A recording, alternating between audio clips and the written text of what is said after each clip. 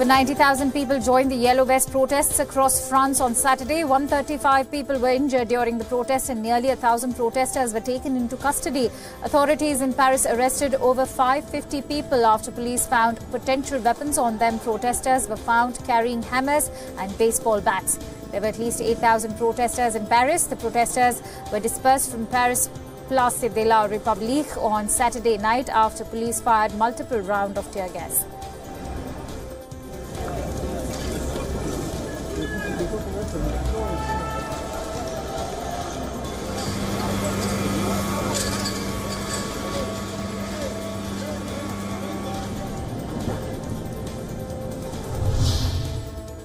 Several protesters also took to the streets of Paris to demand that global leaders take action on climate change.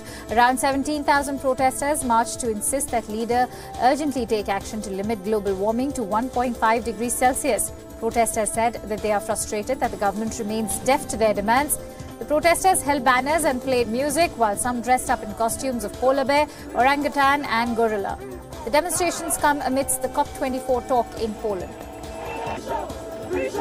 Plus chaud que le climat, on est plus chaud.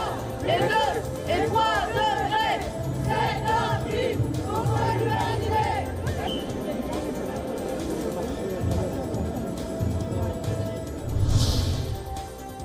US President Donald Trump announced his pick for United States' next top military advisor. If confirmed by the Senate, General Mark Milley will be the chairman of the Joint Chief of Staff. Milley will succeed Marine General Joseph Dunford. Trump said that the date of transition is yet to be determined. General Mark Milley has been the chief of U.S. Army since the August of 2015. He is known as a charismatic, outgoing leader who is not afraid to offer blunt assessments to the U.S. Congress. Last year, Milley admonished the House Armed Service Committee for its inability to approve a defense budget.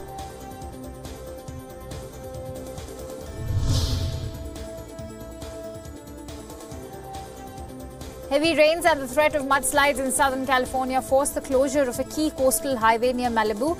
The Interstate 5, called the Grapevine, is a major truck route that traverses a mountain pass north of Los Angeles.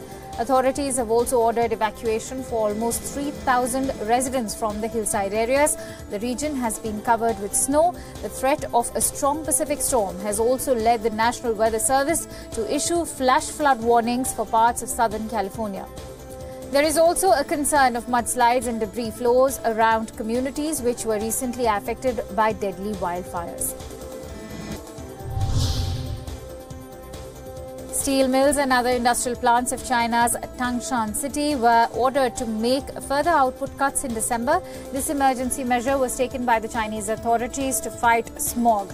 Steel mills in Tangshan will now have to shut their sintering capacity by 30 to 60%. Some of the mills might even have to shut down based on their emission level. Tangshan is China's top steel-making city. The order from the government came amidst forecast of smog in the Tangshan region starting the 9th of December. Thousands of teachers in Tunisia took to the streets of the city of Sfax. The educators demanded an increase in their salaries. The teachers have joined their counterparts from the rest of Tunisia in boycotting the first trimester exams. The protests come amidst rising tension with the Tunisian government over wages. Adding to the growing tension are the issues of promotions and special grants. Meanwhile, parents too have taken to social media to criticize the boycott. They claim that the teachers' protest is affecting the academic performance of their wards.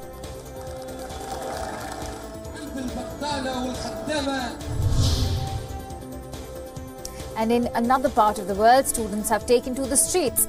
Thousands of students in Albania took out a protest march demanding lower tuition fees. The students also demanded a hike in the national education budget and improved campus facilities. The biggest demonstration was held in the capital city of Tirana, where the students staged protests in front of the Education Ministry.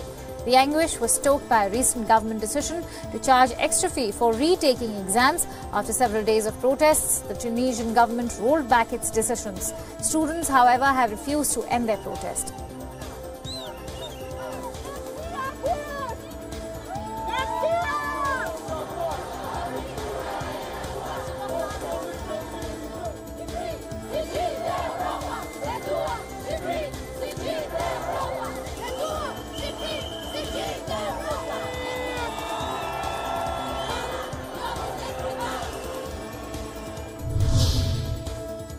Thousands of people marched in Serbia against the autocratic rule of President Aleksandar Vučić.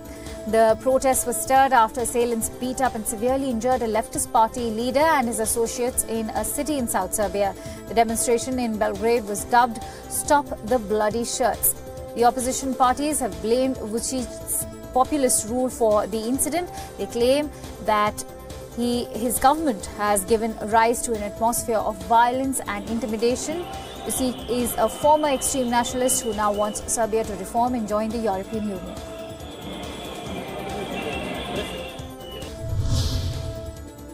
In Togo, supporters of the opposition party clashed with security forces in country's capital, Lome. A child was shot dead during the protest. Authorities said that the boy was shot by individuals travelling in a 4x4 vehicle that did not have a number plate. Authorities also said that there are reports of another death, but it has not been confirmed yet. In several areas of the capital, youths set up barricades and burned tyres. Security forces retaliated by firing tear gas. In Togo, a coalition of 14 opposition parties announced a series of at least 10 protests in the run-up to elections. Togo's parliamentary elections are slated for 20th of December.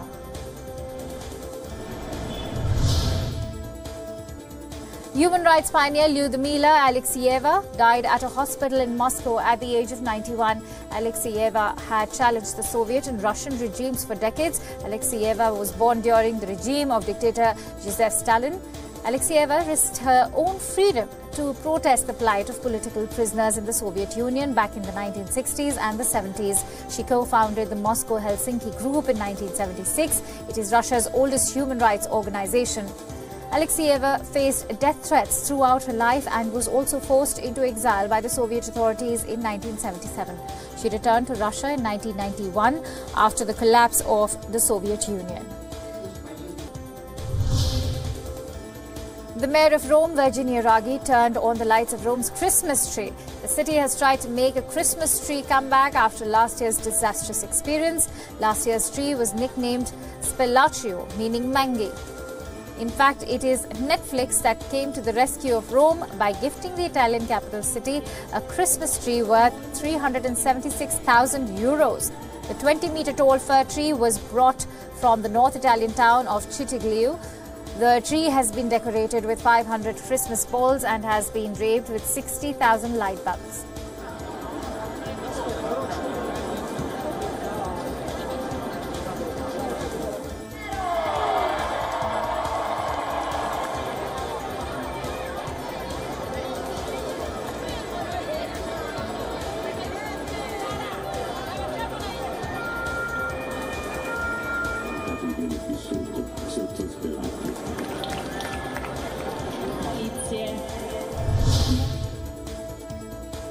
And in the German city of Dresden, a giant Christmas tree was unveiled as a part of the city's 25th Stollenfest. The Stollen weighed 3,850 kilograms. It was paraded through the streets, accompanied by a marching band. Hundreds of visitors queued at the city's Christmas market to buy a piece of the Stollen, which was baked specially for this event. The cake was priced at about €6.5 for a large slice. Proceeds from the cake will be donated to charity. Stollen is a bread-like cake that is made in Germany during Christmas. The Stollen festival tradition dates back to 1730.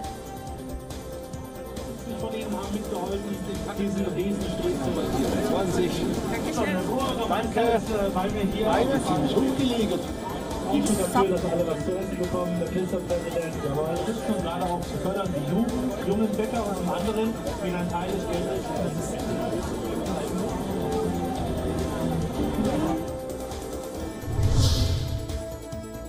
India has registered a strong protest at the ongoing SAARC Charter meeting being hosted in Islamabad. The Indian diplomat Shubham Singh left the SAARC meeting after Pakistan invited the POK minister Chaudhry Mohammad Saeed at the meeting.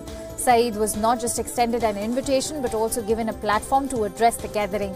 This is being seen as another attempt by Pakistan to legitimize its annexation of Pakistan-occupied Kashmir.